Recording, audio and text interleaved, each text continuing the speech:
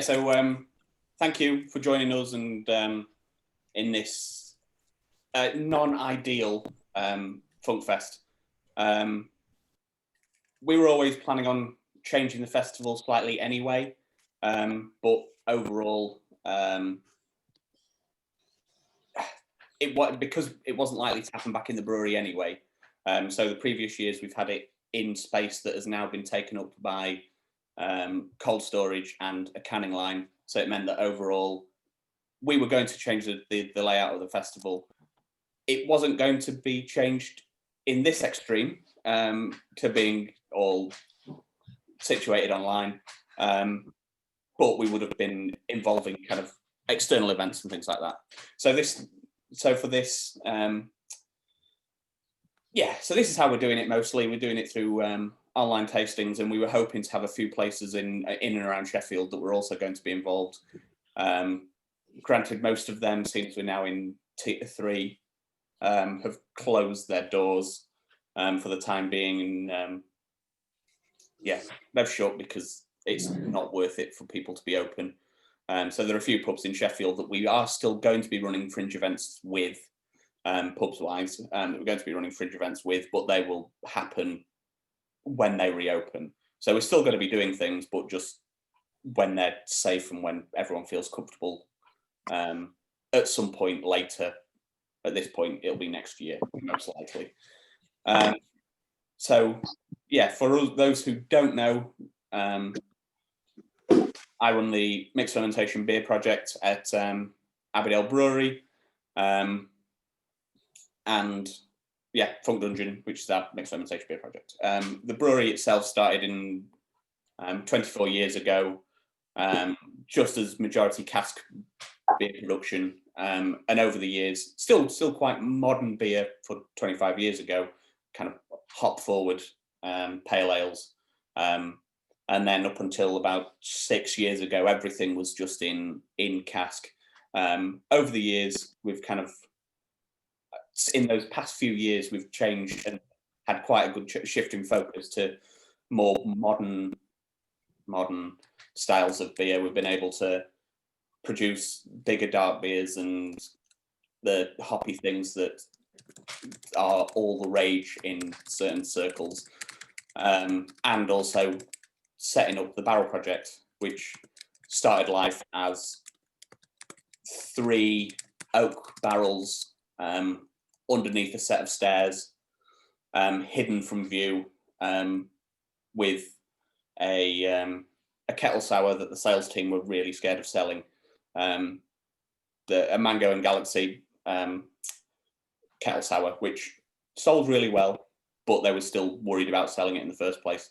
So they ended up getting put into barrel with some additional Brett strains, which I only told the sales team about after I'd added the Brett into. And we've kind of grown from there, from those 3 sat underneath a set of stairs by some fermenters, to closer to 50, 60 barrels with additional tank space that's got long-term aging beer. So that's us in general. And we also have, we're doing this as the launch of the Through the Sticks, obviously, which is our collaboration with Little Earth Project and Danny and Tom, who Danny is displaying it delightfully. If you want to, Danny, Tom, if you want to give an introduction to you and the brewery. Yeah, I'll do it. Take it away, honey. Okay. Yeah, so we started brewing as Little Earth Project almost exactly 5 years ago, actually. We're based in a small pub in Suffolk, and we had a brewery that had been running since 2007. That was producing fairly traditional cask beer. Again, actually quite hop forward cask beer, actually. But then in 2005, we decided to kind of mix things up and change the way that we do things, and we came up with this. 15. Yeah. And came up with Little Earth Project. and we had this idea of brewing traditional old styles using local yeast cultures that we get from natural cider that we make. So in October 2015, we started brewing, and we didn't sell any until the following August, because the stuff takes so long to mature in wooden barrels. Again, like Jim's project at Abbeydale, it started very, very small. I think we had 5 barrels for the first few months, and it was only after we released the first lot and kind of realised that it actually worked that we started building that stock of beer up, and now we've got a brewery that you can't move in because there's so many barrels, and we're all now starting to age bottles a little bit longer as well, so it really is a bit tight in there now. So yeah, sadly the pub where we are at the moment is shut at the moment, but we're planning to reopen in the new year. This is kind of the current situation has given us a bit of time to kind of do a bit of work on the pub and do a bit of work on the brewery as well, and hopefully open in the new year with a few things improved on the site. Don't know if you want to talk a bit about the beer. In the office while you brewed it. No. Well, again, I guess it was kind of planned beforehand. We've done a lemon and rosemary saison that came out last year. It was brewed the year before. I think we maybe released it last year. Yeah, possibly, yeah. Time is a void. And we really enjoyed it, but we kind of wanted to do something a bit different with it. And you know, I don't know actually if it was Jim's idea where the smoked kind of or Lichtenhainer kind of idea came from. I think generally it was just part of a back and forth conversation, and it naturally spilled out from there. Yeah, kind of going into something like a funk gravy, really. Was I think the goal of the day was funk gravy. Yeah, it kind of came together, and I said I wasn't really there for much of the brewing process itself,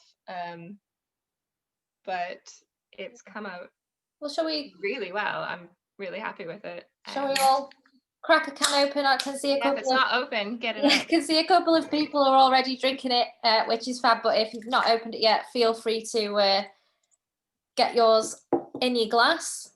Way ahead of you. Yeah.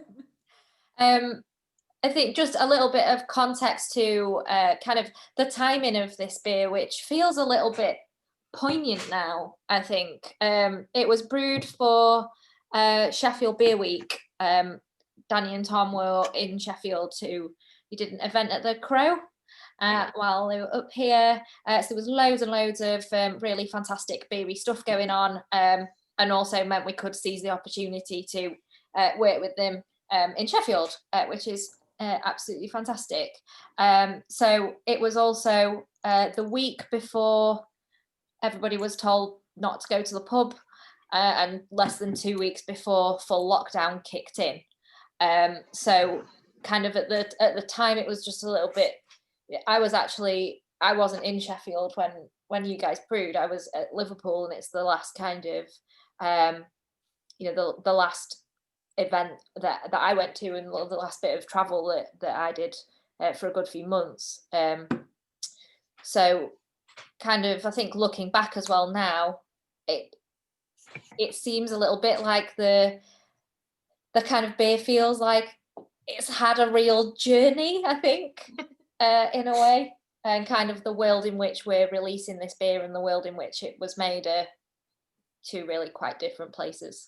Because it was also after we brewed, we went our last proper pub that we frequented was with you guys, Danny and Tom and and Tom's brother.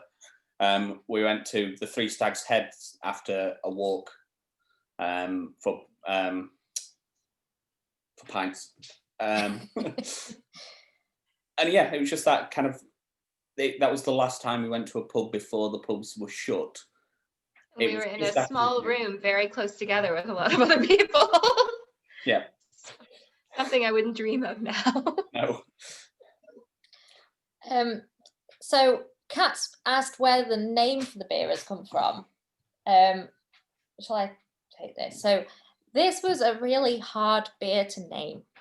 It took a long time and a lot of backwards and forwards. Kind of everything else to do with the design and the artwork was all completely finished and we were like, but it needs a name.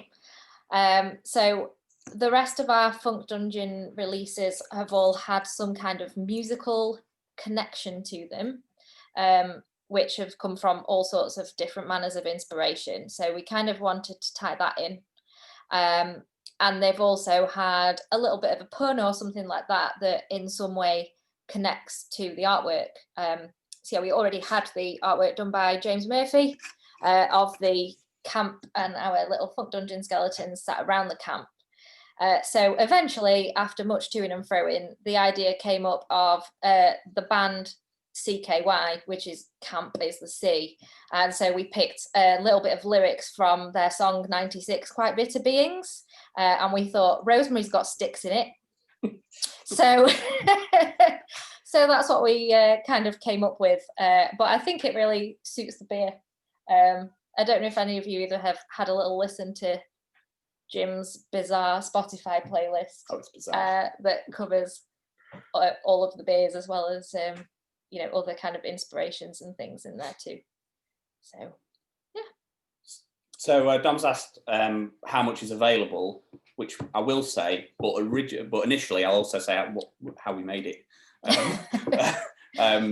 So kind of brew day wise, and generally with kind of beers that we're aiming to age, we'll have a reasonable amount of wheat and a reasonable amount of it's barley and a reasonable amount of wheat and unmalted wheat, so that there's some body and some residual carbohydrate and things for the Brettanomyces seeds to secondary ferment in barrel.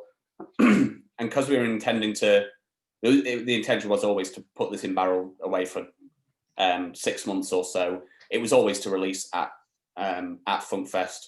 Generally, Funkfest is the middle of September, so it would have had a few months less than this, but the additional aging time of another month hasn't made a great deal of difference. So in between the wheat malt, the raw wheat, I think also, and some local Amarasata, which is the base malt that we use. We also use some Beechwood smoke malt, which is where the smoke comes from. That kind of it's a nice, soft, sweet smokiness. It's not too heavy. It's not like sometimes oak smoke malt can be heavy and peat can be further heavier again. That wasn't a sentence, but yeah, just from a little bit of the Beechwood smoke malt from Wyman. Do I mean Wyman? I think so. Yes. And then we use, so that then it's pitched. And then in the hop back we use some aged hops, which I think off the top of my head were Motueka, but they were from 2015. So nice, soft, a bit cheesy, but not a great deal of them. Like about 3 grams a litre. And then pitch with our house yeast. So we pitch with a Saison blend, which has got some Brett's, some Lacto, and some other kind of Diastaticus Saison strains. So it's quite attenuative, but in primary fermentation is, which I think this took about 7. It took about 5 to 7 days, so it's relatively quick, and then wrapped into barrels for another, for the 7 months or so. In the hop back, we added 2 or so cases of lemons and some rosemary that Danny and Tom had brought up. So all hot side, and then some nice muddling of the flavours. Then it went into 8 180 litre barrels. So in total, there were 8 180s worth of beer, which then all went into can at the end of it. I think we did about 100 cases of cans. Yes. So I mean, it's been available. You guys will have got the very first cans of this. There's quite a few local retailers around Sheffield who have joined in with celebrating Funkfest at home and helping us with the guest beers for it. So they've had it on their shelves from today too, and it's on full release from Monday. So hopefully start to see it round and about. But yeah, be great to get some first thoughts from people on it, and any questions for Jim or for Danny and Tom, or just generally, feel free to pitch in. How are people finding the beer so far? And Dom, yes, it is on the brewery website shop. Sorry, I'm not sure who I interrupted there. I apologise. Sorry, with me, I would have said I'm really enjoying it. Yeah, great beer again. That is good to hear. It's a fantastic beer. It's very well balanced. Although you can get all the flavors from it, but they're all distinct. If you know what I mean, they're not merging into each other. It's really, really good. It's really good. I think that's always the trouble with the kind of flavors that we're aiming to play with here, being lemons. Lemons are okay in sour beer. We're all wanting the kind of acidic hit. In this, it being citric acid, it's quite nice and just a little bit of seasoning. Whereas rosemary and smoke they're not to everyone's taste. And so I think overall, quite happy with the balance and the way that the rosemary has come through. And it's just really a little bit of, for me, it's just a little bit of that oiliness at the end. I think there's just enough of it as well. I think maybe if there were any more, it might be too much. But yeah, it's kind of it's like seasoned as opposed to dumped a whole thing of we rosemary in. So we only took half the neighbor's rosemary bush as opposed to the whole thing. So that's good. So the very first thing I got was the smoke, but I'm quite sensitive to smoke as I never really used to like it. But I think as I've drunk it, more flavours have come through, and the lemon's really there.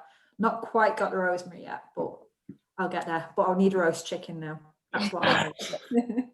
When we made our, it wasn't even the lemon and rosemary. It was you did a sriracha and rosemary beer, originally, and we actually poured that on our chicken or our Christmas turkey the first year I came down for Christmas, and it went into the gravy, and it was really good. So we're probably gonna have to save a couple cans for that to test it out. I'm probably going to do the beer can chicken. Do you know where you? Yeah, definitely. Sit a chicken on it. Yeah, I think it's probably quite a good beer to go with food, because it's surprisingly easy to drink. I think when you kind of read the description and know what's in there, it is a little bit like, I think you expect it to be a bit more sort of overpowering, whereas like most of you seem to be saying, it's surprisingly balanced. But also for the sales team and for the kind of and my production manager, so going to them and saying, can we make a Lichtenhainer? They're like, what the fuck's a Lichtenhainer?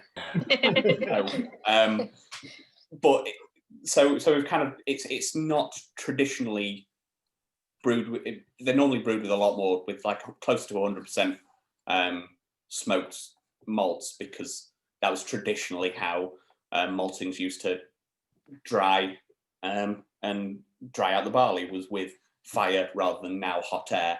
So there was always a little bit of smoke imbued into all grain until the kind of industrial revolution came by and then stripped out that flavour characteristic from all beer. But this is like one area of Germany. This traditional style is allowed to be made with this kind of with a smoke malt.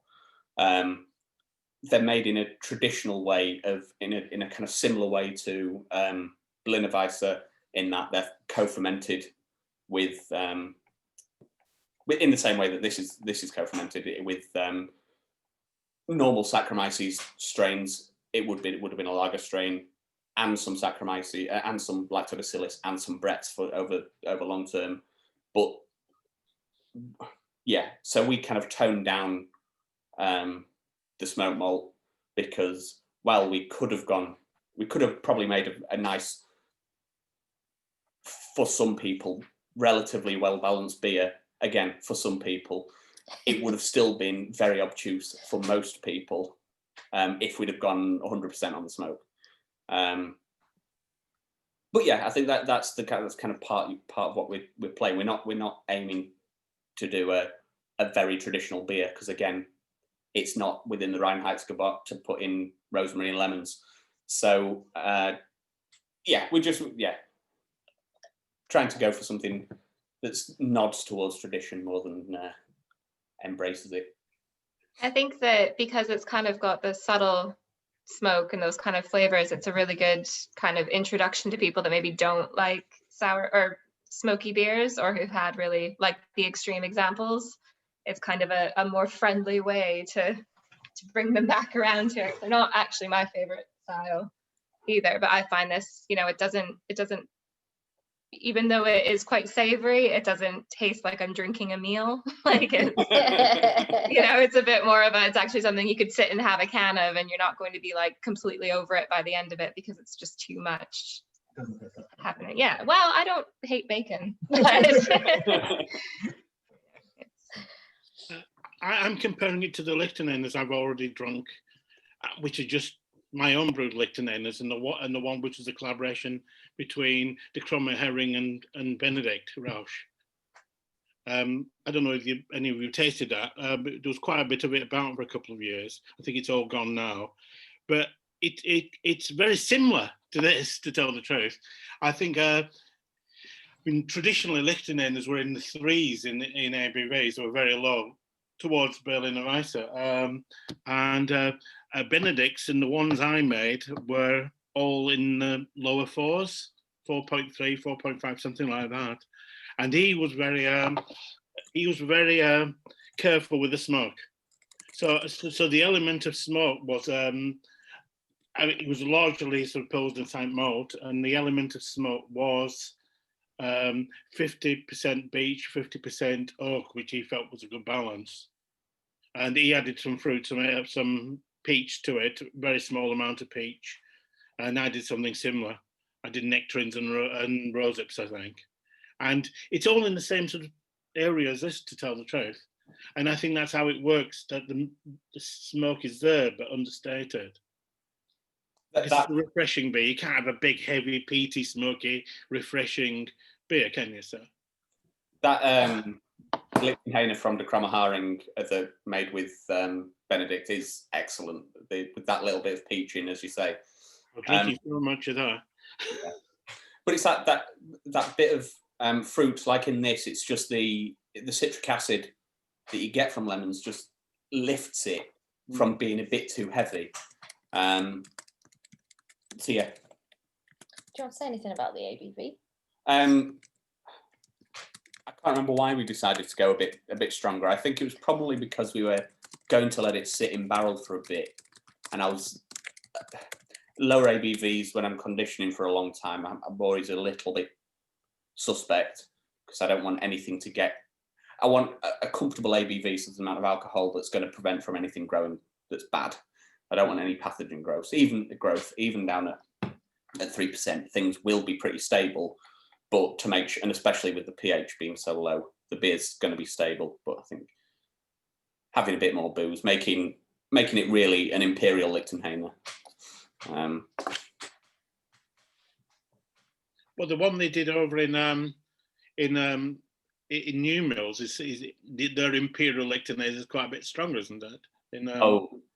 But yeah, I think they do a Monsters, don't they, at Torside? That's yeah, I can't remember what it is, but it's more booze than this. Yeah, quite a lot more booze. Not really a Lichtenhainer, to tell the truth. A Lichtenhainer should be something quite light and refreshing. Approached in the same way as a Berlin Weiss, as you say. So if anybody is drinking this, by the way, and is disappointed that it's not obnoxiously smoky, would really recommend a lot of the beers that Torside make. Torside, based up in New Mills. If you're not familiar with them, they make some great smoky things. So in fact, they usually do a smoke beer festival, which is obviously sadly not happening this year. But yeah. In fact, the first time I tried to make a Lichtenhainer, it went gloopy in barrel and then turned to vinegar. And so I just did 100 litres or 150 litres or so for the purpose of that festival, and it failed so hard.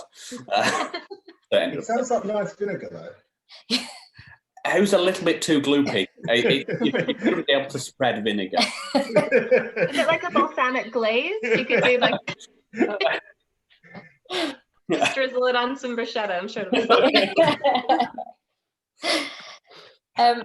Yeah, Kat's just popped in about the Orbit have done a Lichtenhainer recently. I've not seen it anywhere apart from a few people drinking it online. But we were just having a quick little catch up before we let everyone else in with Danny and Tom, and saying how we've accidentally 6 months ago brewed a beer that has turned out to be quite fashionable at the moment. So trendy. That never happens for us because all of our beers take so long. So if it was trendy when we brewed it, it's probably not when it comes out. So yeah. Oh, I'm really glad you're all enjoying it. This is the first one I've tried of the Lichtenhainer because I'm gluten intolerant. It's like, I'm just glad Abbeydale do loads of different styles. So first time I've tried it.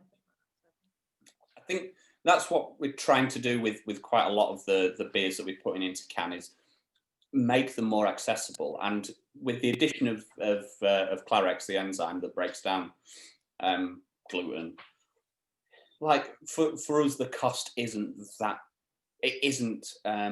too prohibitive to just chuck it in. We add so little, and we have it on hand, so it makes sense for us and for me and most of the beers that come out of the dungeon, especially, will tend to have them. I do have some old barrel stock that hasn't got any in, and while we could send them off and get accredited and maybe they're all right, I'm not going to run the risk. And so everything that's got that we're pushing on those, on all the new beers that I'm kind of brewing this way will have Clarex in. But again, it's all part of trying to get as many people into drinking these beers as possible. There's no point holding a door shut just for the sake of it. But I think as well, it's one of those kind of economies of scale thing, isn't it? And it will be a lot more cost prohibitive for smaller breweries. You know, we're making a lot more beer, so that kind of thing can be absorbed a little bit more easily in a way. Yeah. So, yeah. I mean, like, there's probably 2 or 3 beers a month you're bringing out at the minute that's kind of suitable for people that can't drink gluten, which I'm sure to most of you don't make a difference, but for especially me and obviously anyone else that can't have gluten, massive difference. The fact that there can be a different beer out every other week that's completely different style. And I mean, there's a Facebook group I'm a member of, and people are raving about Abbeydale just because of the different styles and the different choice out there. And yeah, the fact it keeps happening is just great, and I'm well impressed myself. But well, yeah, it's one of those. As Laura's also said, it is a cost thing because we've Yeah. Because we've already got these protocols in place for the normal beers, and the paperwork in place, and the enzyme already in the building. When you're spending almost $1,000 on a tub of enzyme, it is a massive initial outlay. But when you're using 30 grams at a time, and you've got 5 kilos of it, we can buy 5 kilos of it, and it sits in the fridge, but we go through it quite quickly. Whereas if you're going to spend that same amount of money, it might go out of date, and then you kind of. So for us, it's fine because we use it regularly, and I understand why people don't. And making gluten-free base beer with, say, rice-based beer, or using non-gluten grains, while those things on a normal English brew kit, it's almost impossible because of the way that those grains gelatinize and the way that they convert sugars at certain temperatures. You need different equipment, and so you already need to be spending a lot more money on a brew house. They just don't seem to taste the same either. It's as if, say, they're lacking something, and yeah. Like when you're using rice and sugar, that beer's going to be thin because that's almost the point of rice. Like I use it in some beers to lift the body, to make it lighter and crisper, and so there's purpose to it. But when you've just got rice, it clear as anything, and we're in this, and you need a cereal cooker for it. So I could say that kind of step is quite difficult if you don't have the ingredients for it. But we'll keep on doing them because we're in a position to be able to keep on doing them. I think the next Unbeliever sour that's getting brewed soon has got rice in it, hasn't it? That will be a cranberry and red currant sour, which is being released in December. So nice sort of. It sounds very Christmassy, that one. Stiff-ish sour beer. So I can see people are starting to have kind of finish off their can and are starting to move on to other beers. So thanks for sharing all those with us as well. I've just mentioned what we've got coming up kind of sour wise. We've also, the first kind of event in this little Funk Fest series was last weekend. Jim brewed a beer with the winner of last year's homebrew competition, for any of you that were at Funk Fest last year, that we ran on the Sunday. So that's coming up not that soon, maybe springtime. That's a pineapple weed and Nelson Sauvin saison.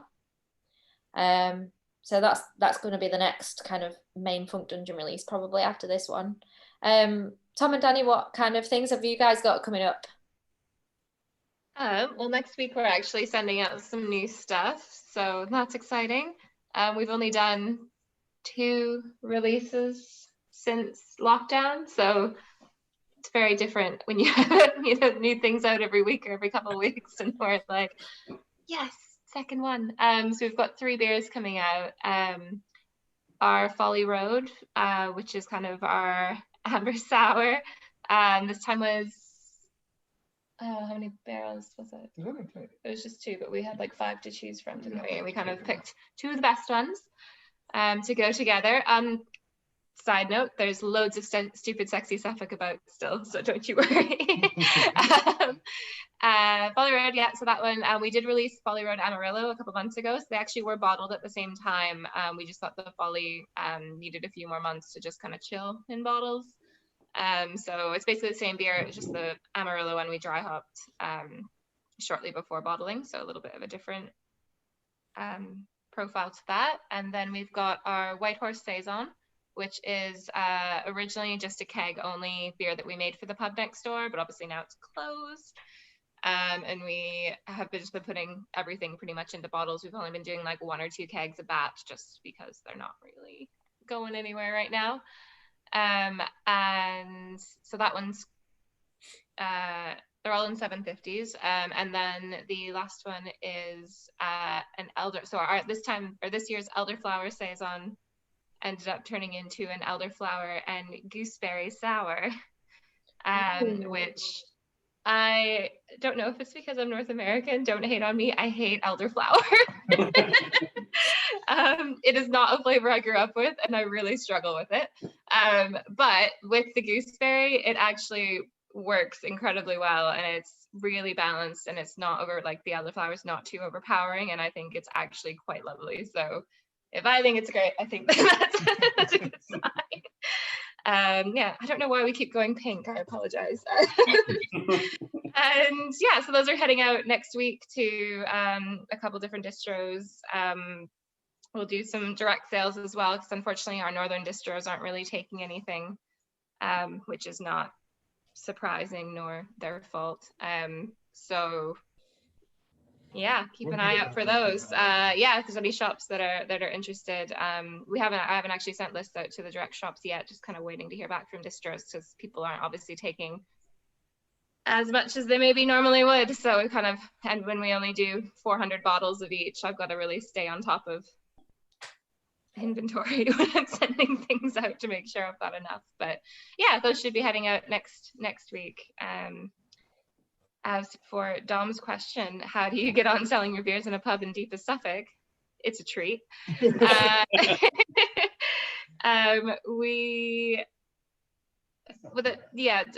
Tom's been running Little Earth Project longer than we've kind of had an input into the pub. So Tom's dad kind of owns the pub, but it's been leased out to various people over the years. And 2 and a bit years ago, we decided to kind of the lease that was coming to an end came to an end, and we decided we were going to try and take it under our wing. Unfortunately, we gave ourselves about a week to turn it all over, and there were some issues at the start. But basically, I ended up running it for about 4 months right off the bat, which I think kind of helped because I knew a lot about the beer. So any locals coming in or any people coming in kind of feeling a bit weird about it, I was able to actually properly talk them through it and give them samples and go, and that was quite good, I think. We got quite a few people kind of interested, and that was really good. Unfortunately, I couldn't work 90+ hour weeks anymore while still trying to help Tom with the brewery. So we got a couple managers in, and obviously more recently, as we said earlier on, they've moved on kind of the second week in September. We kind of reopened in July for a couple months just to see how we went. It's a country pub. It's a long pub, but it's not really a great to space yourself out kind of pub. It's not a good social distancing pub. So we did just outdoors only for the summer. That went pretty well, but obviously it's been pretty much raining for the last 2 months, so it's not been really great for that. So we kind of, when they decided to move on, we just shut the doors. I'm looking to open a little bottle shop in the meantime to kind of tide us over the winter in one of the rooms. I'm hoping to open that from next week. I can kind of multitask and run a little shop while also kind of doing stuff in the brewery, because it is literally 10 feet from the door. So that's kind of the plan for the winter, and hopefully we can do, like Tom said, fix up the site a little bit and spruce it up, and hopefully be able to welcome everybody back in the spring. I know Kat and Simon have come out and stayed in the cottages before, and we love it when people come out and visit. So it'll be really nice when we can kind of do that again and just do it safely, and teach more of the locals about the wonders of sour beer, I suppose. We were planning on a trip down for your birthday this year, weren't we? Which hadn't quite got as far as the proper planning stage, when we thought maybe this isn't something we're going to be able to do, which is a shame. But we'll definitely be looking to come down as soon as we can.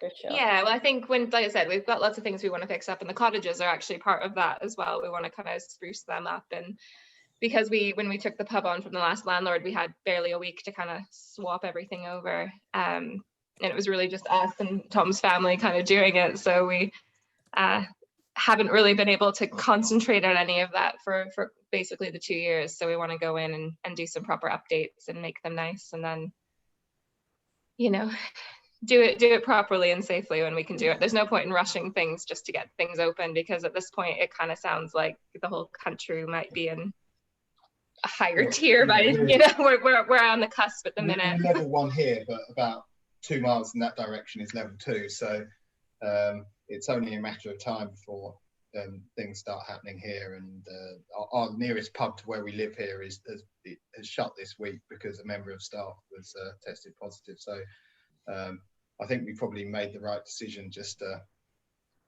hold on for a bit and just see how things pan out over the winter, and then think about reopening when the weather starts getting better, and hopefully general conditions in the country start getting better as well. Yeah, definitely.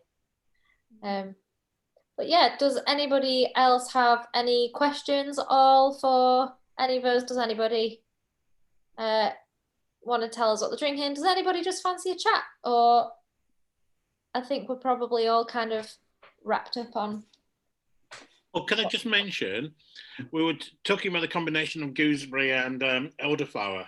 It is traditional in parts of British cuisine to combine the two flavours, because the traditional thing was very fresh mackerel grilled and served with a gooseberry sauce and elderflower fritters.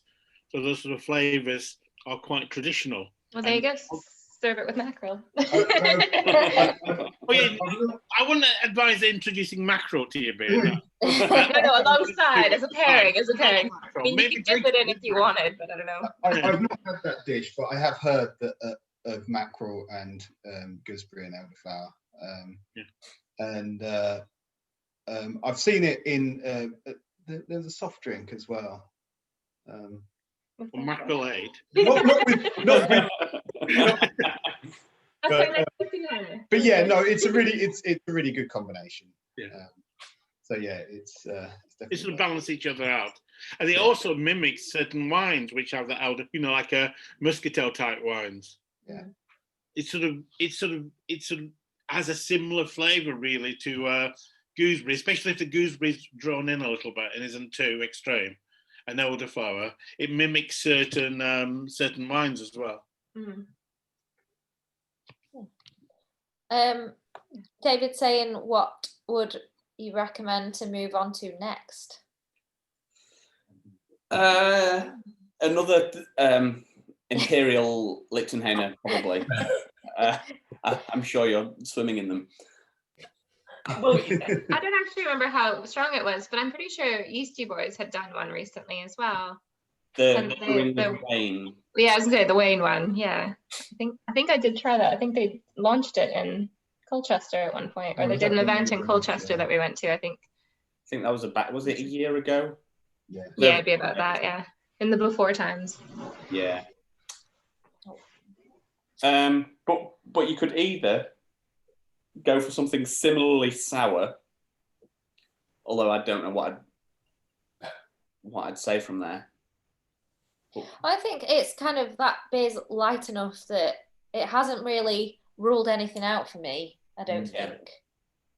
You know, the evening is still fairly young. Always goes, Kat. I've moved on to your red white saison. I can say that's really nice. Mm-hmm. Yeah, for those of you who are here who've got the full Mega Goat box, we'll be going through those 3 beers with Brett from London Beer Factory at 7 o'clock tomorrow as well. Obviously, absolutely fine for you to get a head start on the beers. I didn't realise I might put the top back on and leave. So yeah, we've got that coming up tomorrow. There's a brewery tour on Sunday morning, which is going to be, Jim's going to be going around the brewery with Dan, who's our sales director, who has bought a selfie stick especially for the occasion. So we've got that kind of to come as well. And just generally wanting to encourage everyone, you know, whatever you're drinking, keep chatting to each other, keep using the hashtag on social media, and basically I think we've wanted to do with Funkfest at home was, whilst we could only get our beers out with the boxes, we really didn't want it to just be an Abbeydale Brewery showcase at all. You know, the festival's been, I know we've only done it for the last 3 years, but it's always been about much more than that, and about celebrating more widely kind of mixed fermentation in general. So would really recommend everyone to look out for other beers from the fantastic other breweries that are making this style of beer at the moment. So. Shame you're being obtuse. Yeah, Simon, do you mean beer Halloween or just? Yeah, I think it's beer. I went with the carbon. Is it carbon yams? We ordered a couple cans, and it's. I mean, there's quite a bit of coffee. Last time I had it, I was up all night.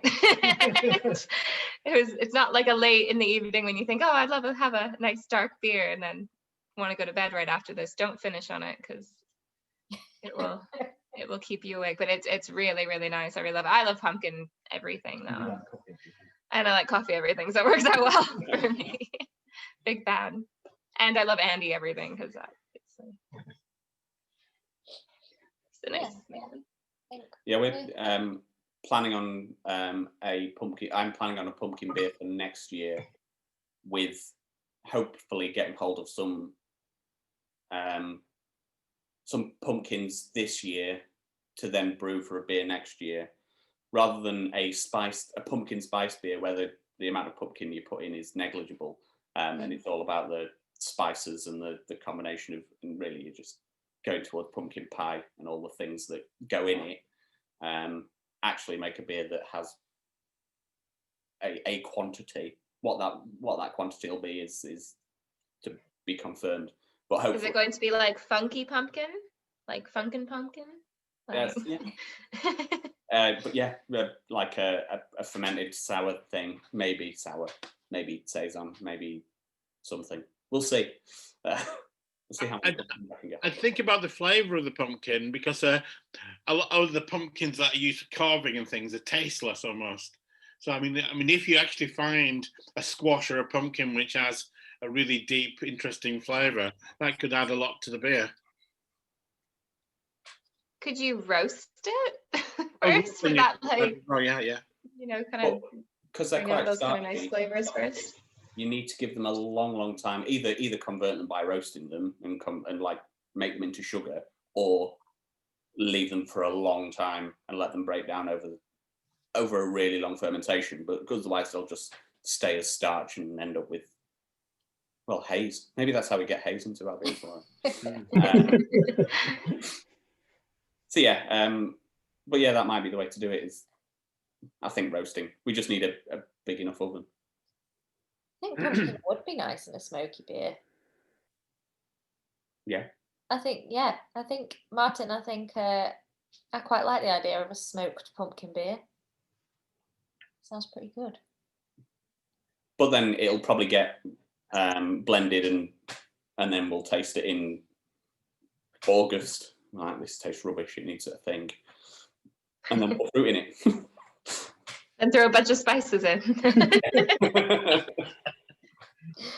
be honest, we did a beer. Well, we kind of brewed it. We thought in our head that we'd release it for last kind of autumn, Christmas time, and we ended up releasing it. It went out to Brewdog's. What are they called? Not Up and Coming. Is it Up and Coming? Apparently, we're still up and coming. That's exciting.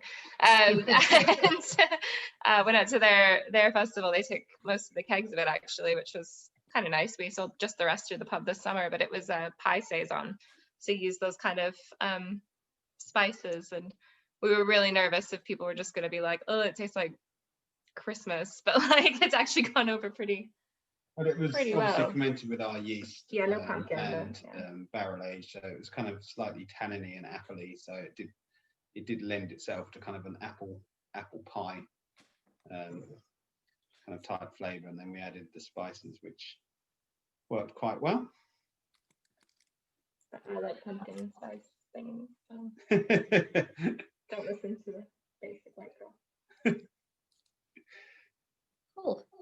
So actually, well, so I can see there's a bit of Marmite chat going on over on the side, and I'm not aware of a Marmite beer, but Forge Bakehouse, which is just across the road from the brewery, are making their own Marmite style yeast extract using some of our beer and yeast.